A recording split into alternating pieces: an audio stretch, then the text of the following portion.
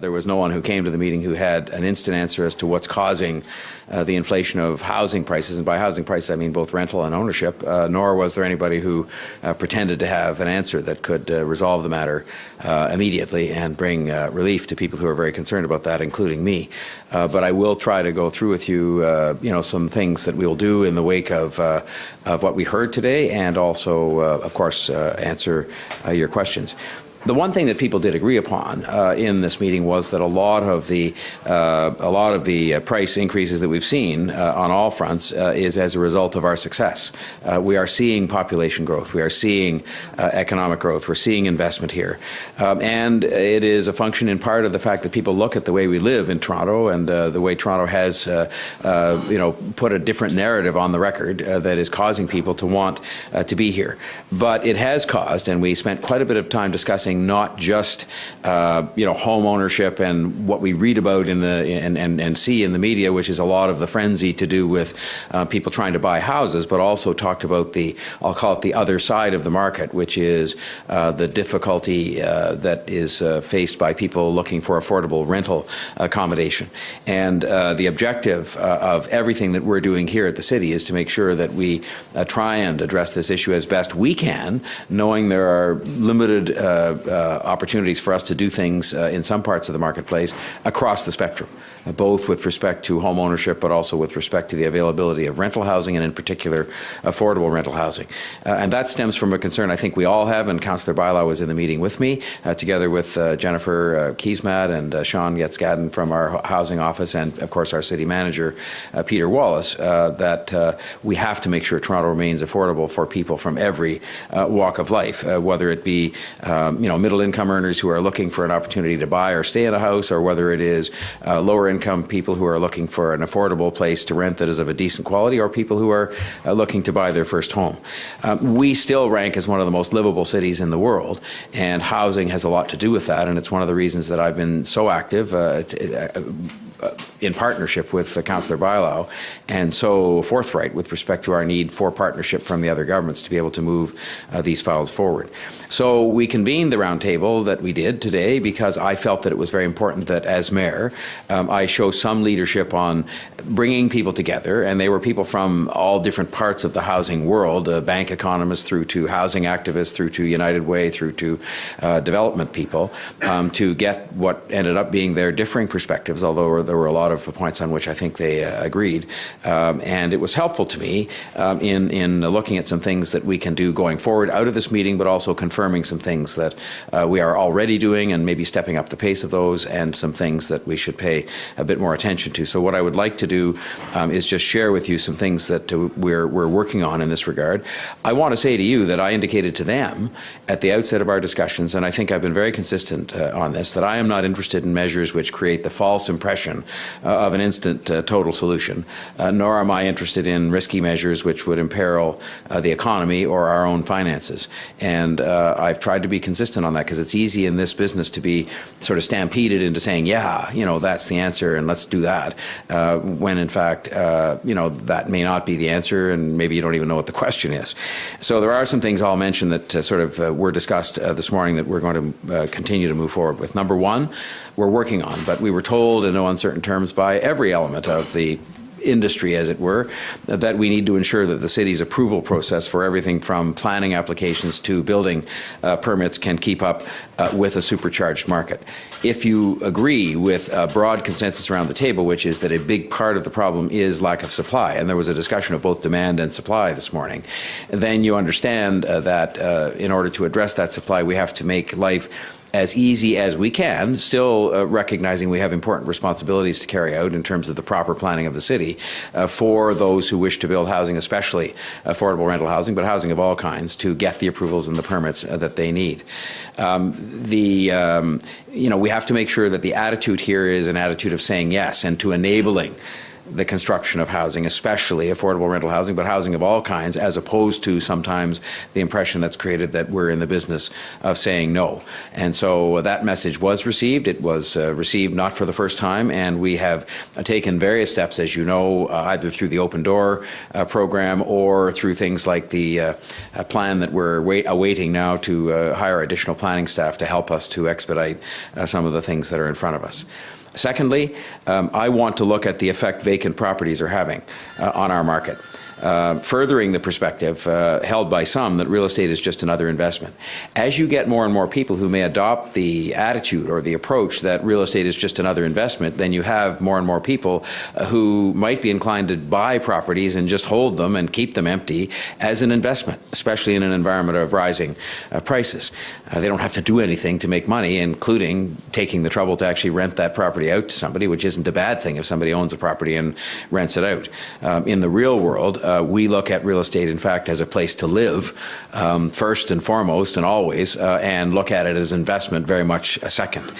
The numbers I've seen, and we're still having to work on this, because one of the big problems, and we heard about it in this room this morning again, is that there's a lack of really pointed, relevant data that you can say that's the data that definitely tells you the story. But the data that I've seen in this area suggests that there are 65,000 vacant homes in Toronto. And that is a very significant number, and it is a number of homes that are, if they're vacant, are being withheld or are not on the marketplace in terms of supply available to people who are looking for housing, and that has an impact on prices. Vancouver recently implemented a vacant home tax, and I'm open to exploring whether this would be the right measure for Toronto. And I've already begun, before the meeting today, to look at some of the data that we have, which includes things like hydro accounts, water accounts, because they give you some indication as to whether a property is vacant. And then we've asked our officials coming out of this meeting to look at if one was to do a vacant property tax or charge of some kind, how you would go about doing that and how it would work. And so they're going to do that. Unfortunately, we do have a precedent in at least one place, that being Vancouver, and I think there are probably other precedents. Thirdly, it was made very clear to us by a number of the people around the table this morning when we got talking about supply that there is a chain to all of this, so that if you have people that can't get access to rental housing, you know, and there isn't adequate supply, that's going to lead in and of itself to people who are underhoused or not adequately housed, and also it has an impact on the overall housing market as people can't move from place to place within that market, and that's why it continues to be a priority of ours here, and will be going forward to work on making sure that the initial new investments made by the federal government and announced in the budget, which we commended and I continue to commend, and a lot of people around that table commended as being effectively a re-entry of the federal government into the housing business after 30 years of essentially gradual withdrawal from it, must be matched by the same re-entry and serious entry into the housing business and addressing the question of supply by the Government of Ontario. I make no bones about the fact that I will be expecting, on behalf of the people of the City of Toronto, and as one of the best ways, albeit not as quickly as other things that I suppose could be done, but the best way to address this ultimately is going to be through addressing supply. And while it takes time to actually build the houses, you've got to start. And you start with the province taking an equal part with the federal government and working with us to stimulate people to get more interested in building that supply so that it becomes available in the numbers were cited in there of 3 or 4 years, but that's how long it takes to actually build these buildings, especially affordable rental housing. This is a must, alongside our expedient approval, as more expedient approval if we can do that, and I think this represents our biggest opportunity as a city to increase supply. I should tell you one thing that came up in the discussions that wasn't something that we were having discussion about, and I think it's something that requires leadership of a whole bunch of people sitting around the table together, is how to attract investment into the purpose-built rental business.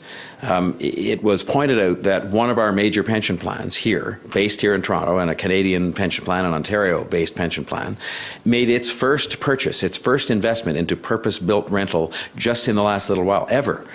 and yet they own rental properties elsewhere in the world and have not done it here. And we have to sort of confront and address this issue of how we can attract private sector capital, pension fund capital, incented by us in governments into this business so that it will stimulate the construction of more rental apartments generally, purpose-built rental apartments, but also affordable rental apartments. It was pointed out that almost all of the rental apartment construction or rental apartment availability that's happened in the last number of years has been, in fact, condos that have been built and rented out. The numbers of purpose-built apartments that have been built for rental have been like literally in the neighborhood of 1,000 units, which if you think about it in the context of a city this big, may in fact contribute to the sort of hubris of